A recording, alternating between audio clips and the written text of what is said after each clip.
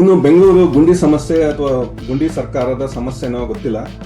ವ್ಯಾಪಕವಾಗಿ ಒಬ್ಬರು ಉದ್ಯಮಿ ಟ್ವೀಟ್ ಮಾಡ್ತಾರೆ, ಅದು ಸಿಕ್ಕಾಪಟ್ಟೆ ಸೋಷಿಯಲ್ ಮೀಡಿಯಾದಲ್ಲಿ ವೈರಲ್ ಆಯಿತು. ಅವ್ರು ಟ್ವೀಟ್ ಮಾಡಿದ ಸಾರಾಂಶ ಈ ರೀತಿ ಇದೆ: ಗುಂಡಿ ಸಮಸ್ಯೆ ಅಥವಾ ಮೂಲ ಸೌಕರ್ಯಗಳ ಕೊರತೆಯಿಂದ ಬೆಂಗಳೂರಿಂದ ಹೋಗುತ್ತೇವೆ ಎಂದು BlackBuck company CEO Rajesh Yabaji ಎಂಬುವರು ಟ್ವೀಟ್ ಮಾಡ್ತಾರೆ.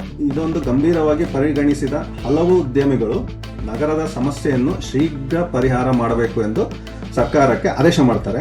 ಆ ಆದೇಶ ಮಾಡೋದು ಡಿ.ಕೆ. ಶಿವಕುಮಾರ್ ಅವರ ಟ್ವಿಟರ್ ಖಾತೆಗೆ ಟ್ಯಾಗ್ ಮಾಡ್ತಾರೆ. ಇದು ಟ್ಯಾಗ್ ಮಾಡಿ ಸೋಷಿಯಲ್ ಮೀಡಿಯಾದಲ್ಲಿ ಸಿಕ್ಕಾಪಟ್ಟೆ ಸೌಂಡ್ ಮಾಡುತ್ತೆ. ಸೊ ಇವನ್ ಮೋಹನ್ ದಾಸ್ ಪೈ ಕೂಡ ಇದಕ್ಕೆ ಕೈ ಜೋಡಿಸ್ತಾರೆ. ಸೊ ಅದಕ್ಕೆ ಡಿ.ಕೆ. ಶಿವಕುಮಾರ್ ರಿಪ್ಲೈ ಕೊಡ್ತಾರೆ: ಬೆಂಗಳೂರು ಇನ್ಫ್ರಾಸ್ಟ್ರಕ್ಚರ್ ಇಶ್ಯೂ ಇಂದ ನೀವು ಕಂಪ್ನಿಗೆ ಹೋಗೋದಾದ್ರೆ ನೀವು ಹೋಗಿ, ನಮಗೆ ನೀವು ಡಿಕ್ಟೇಟ್ ಮಾಡಬೇಡಿ. ಅಂದ್ರೆ ಅವ್ರು ಹೇಳೋದು ಸರ್ಕಾರದ ಭಾಗವಾಗಿರುವಂತ ಅವ್ರು ಡಿ.ಕೆ. ಶಿವಕುಮಾರ್ ನಮಗೆ ನೀವು ಡಿಕ್ಟೇಟ್ ಮಾಡಬೇಡಿ, ಸರ್ಕಾರಕ್ಕೆ ನೀವು ಡಿಕ್ಟೇಟ್ ಮಾಡಬೇಡಿ, ನೀವು ಹೋಗೋದಿದ್ರೆ ಹೋಗಿ, ನಿಮ್ಮನ್ನ ನಾವು ಸ್ಟಾಪ್ ಮಾಡಲ್ಲ ಅಂತ ಹೇಳ್ತಾರೆ. ಸೊ ಅದು ಕೂಡ ಸಿಕ್ಕಾಪಟ್ಟೆ ಚರ್ಚೆಗೆ ಒಳಪಡುತ್ತೆ ಸೋಷಿಯಲ್ ಮೀಡಿಯಾದಲ್ಲಿ. ಯಾಕಂದ್ರೆ ನಮ್ಮವರು ಬೀದಿಯಲ್ಲಿ ಹೋರಾಟ ಮಾಡುವಂತ ವ್ಯಕ್ತಿಗಳಲ್ಲ, ಎಲ್ಲ ಸೋಷಿಯಲ್ ಮೀಡಿಯಾದಲ್ಲಿ ಈಗೆಲ್ಲ ಕಂಫರ್ಟ್ ಆಗಿ ಮನೆಯಿಂದ ಹೋರಾಟ ಮಾಡ್ತಾರೆ. ಸೊ ಮಾಡ್ತಿದ್ದಾರೆ, ಇವನ್ ನಾನು ಕೂಡ ಮನೆಯಲ್ಲೇ ಹೋರಾಟ ಮಾಡ್ತಿರಲ್ಲ. ಸೊ ಯಾವಾಗ ಈ ರೀತಿ ಆಗುತ್ತೋ ಆಟೋಮೆಟಿಕ್ ಸ್ವಲ್ಪ ಡಿ.ಕೆ. ಶಿವಕುಮಾರ್ ಎಚ್ಚೆತ್ಕೊಂತಾರೆ. ಸೊ ಅವ್ರು ಹೇಳ್ತಾರೆ, ಮುಂದುವರೆದು GBA ಅಂತ ಮಾಡಿದ್ದಾರೆ ಡಿ.ಕೆ. ಶಿವಕುಮಾರ್ ಅವರು. GBA ಗ್ರೇಟರ್ ಬೆಂಗಳೂರು ಅಥಾರಿಟಿ ಅಂತ. ಸೊ ಆ ಗ್ರೇಟರ್ ಬೆಂಗಳೂರು ಅಥಾರಿಟಿಗೆ ಪಾತೋಲ್ ಫಿಲ್ ಮಾಡಕ್ಕೆ ಒಬ್ಬ ಕಾಂಟ್ರಾಕ್ಟ್ಗೆ ಕೊಟ್ಟಿದ್ದಾರೆ.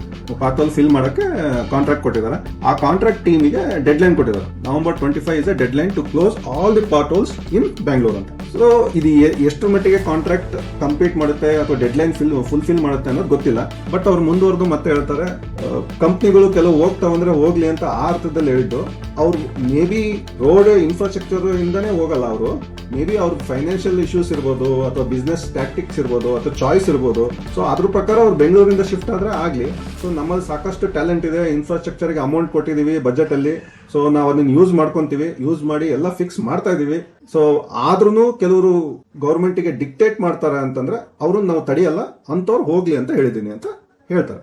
ಸೊ ಇವನ್ ಬಿಜೆಪಿ ಕೂಡ ಅಶೋಕ್ ಮುಂದುವರೆದು ಹೇಳಿ, ಸೊ ಟನಲ್ ರೋಡ್ ಮಾಡ್ತಿರಲ್ಲ, ಸೊ ಗುಂಡಿ ಮುಚ್ಚ್ರಿ ಆಮೇಲೆ ಟನಲ್ ರೋಡ್ ಮಾಡ್ರಿ ಅಂತ ಹೇಳಿದ್ರು. ಇನ್ ಕೆಲವರು ಹೇಳ್ತಾರೆ, ಟನಲ್ ರೋಡ್ ಅಲ್ಲೇ ನೆಕ್ಸ್ಟ್ ಉಳ್ಕೊಂಡ್ಬಿಡೋಣ ನಾವೆಲ್ಲ, ಸೊ ಗುಂಡಿನೇ ಟನಲ್ ರೋಡ್ ಅಂತ ಆ ರೀತಿ ಹೇಳಿದ್ರು. ಸೊ ನನ್ನ ಪ್ರಕಾರ ನಾನು ಏನ್ ಹೇಳ್ತಂದ್ರೆ, ಧರ್ಮಸ್ಥಳದಲ್ಲಿ ನೀವು ಆಲ್ರೆಡಿ ಸ್ವಲ್ಪ ಗುಂಡಿ ತೋಡ್ತಾ ಇದ್ದೀರಾ, ಕಾಡಲ್ಲಿ ತೋಡ್ತಾ ಇದ್ದೀರಾ. ಸೊ ಅಲ್ಲಿ ಯೂಸ್ ಇದೆ ಇಲ್ಲ ಅಂತ ನನಗೆ ಗೊತ್ತಿಲ್ಲ ಅಷ್ಟು. ಬಟ್ ಬೆಂಗಳೂರಲ್ಲಿ ಆಲ್ರೆಡಿ ಗುಂಡಿ ಬಿದ್ದಿದೆ, 2 ರಿಂದ 3 ಅಡಿ ಗುಂಡಿ ಬಿದ್ದಿದಾವೆ ಕೆಲವು ಕಡೆಗೆ. ಅಲ್ಲಿ 2 ರಿಂದ 3 ಅಡಿ ಏನ್ ಗುಂಡಿ ಬಿದ್ದಿದೆಯಲ್ಲ, ಎಲ್ಲೆಲ್ಲಿ ಬಿದ್ದಿದೆಯೋ ಅಲ್ಲಿ ಟನಲ್ ರೋಡ್ ಸ್ಟಾರ್ಟ್ ಮಾಡ್ರಿ. ಸೊ ಟನಲ್ ರೋಡ್ ಪ್ಲಾನಿಂಗ್ ಏನ್ ಮಾಡಕ್ ಹೋಗ್ಬೇಡ್ರಿ ನೀವು. ಎಲ್ಲೆಲ್ಲಿ ರೋಡ್ಗಳು ಗುಂಡಿಗಳು ಇದಾವ ಅಲ್ಲಿಂದನೇ ತೆಗ್ತಕ್ಕಂತ ಹೋಗ್ರಿ. JCB ಯೂಸ್ ಮಾಡಿ, ಅಥವಾ GPR ಗ್ರೌಂಡ್ ಪೆನೆಟ್ರೇಟಿಂಗ್ ಟೆಕ್ನಾಲಜಿ ಅಂತ ಏನಿದೆಯಲ್ಲ ಅದನ್ನಾರು ಯೂಸ್ ಮಾಡಿ. ಸೊ ಇವೆಲ್ಲ ಟೆಕ್ನಾಲಜಿ ಯೂಸ್ ಮಾಡಿ ಅಲ್ಲಿ ಟನಲ್ ರೋಡ್ ಅಲ್ಲಿ ಮಾಡ್ತಾ ಹೋಗಿ. ಸೊ ಗುಂಡಿ ಮುಚ್ಚೋ ಇದನ್ನೇ ಬರಲ್ಲ. ಸೊ ಗುಂಡಿ ಸರ್ಕಾರ ಹೋಗಿ ಟನಲ್ ಸರ್ಕಾರ ಆಗುತ್ತವ. ಸೊ ಇದು ನನ್ನ ಸಜೆಷನ್, ಅದ್ರ ಮೇಲೆ ನಿಮ್ ಇಂಟ್ರೆಸ್ಟ್.